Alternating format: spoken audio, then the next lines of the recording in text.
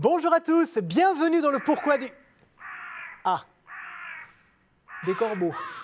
J'aime pas beaucoup ça. Il paraît que c'est pas bon présage, alors... Bon, et hein, j'ai une émission à faire, moi, hein. Bon. Non, mais c'est vrai, on dit parfois que les corbeaux sont des oiseaux de malheur, alors vous comprenez, moi je me méfie. Mais alors du coup, s'ils sont si inquiétants que ça, d'où vient l'expression « être ravitaillé par les corbeaux » ?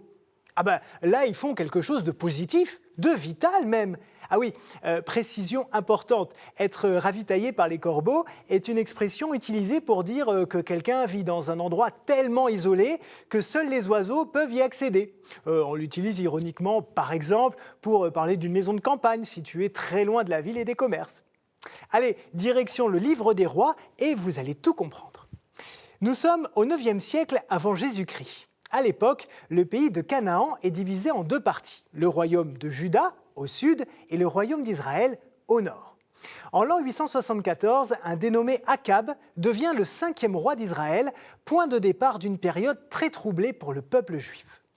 Par un jeu d'alliance politique, Akab épouse Jézabel, une princesse phénicienne qui voue un culte au Baal, un ensemble de divinités orientales associées à la foudre, à la terre, à la danse, au soleil, etc. Les souverains réintroduisent donc le polythéisme dans le royaume, mais un homme va se dresser contre ce retour de l'idolâtrie, il s'appelle Élie. Le prophète va voir Akab et le somme de se repentir auprès du Seigneur, sinon un fléau frappera le royaume. Il lui dit « Aussi vrai que l'Éternel, le Dieu d'Israël que je sers, est vivant, il n'y aura ces prochaines années ni rosée ni pluie, sauf si je le demande. » Et vous le savez bien, les sécheresses sont une vraie catastrophe, surtout à cette époque. Disparition progressive des cultures et des troupeaux d'animaux, donc famine, soif, manque d'hygiène, donc apparition de maladies et d'épidémies, entre autres. Pourtant, Akab semble prendre cet avertissement à la légère et laisse repartir Élie sans l'écouter. Du coup, Dieu installe la sécheresse sur les terres d'Israël et forcément, le roi essaie de retrouver Élie pour lui faire lever la malédiction. Le Seigneur dit alors au prophète « Quitte ce lieu, va vers l'est et cache-toi dans le ravin du torrent du Kérith, à l'est du Jourdain. L'eau du torrent te servira de boisson et j'ai ordonné aux corbeaux de te nourrir là-bas. » Voilà déjà d'où vient notre expression.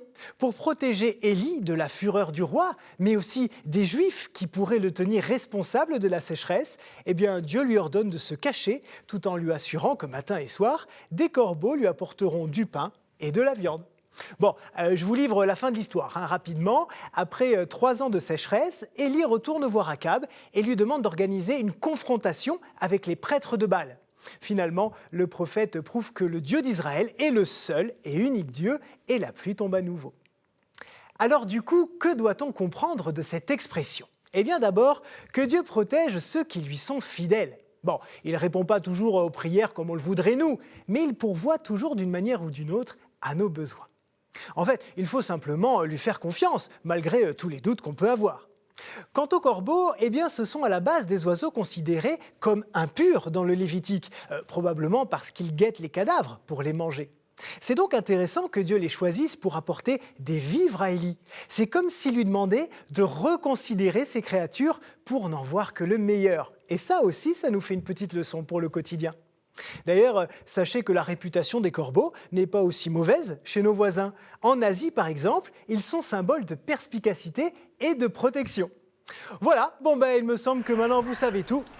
Ils sont revenus mes copains corbeaux. Oui, non, mais je dis copains parce qu'après tout ce qu'on s'est dit, je suis quand même content de les revoir. Alors je vous souhaite une très bonne semaine et à bientôt. Ciao.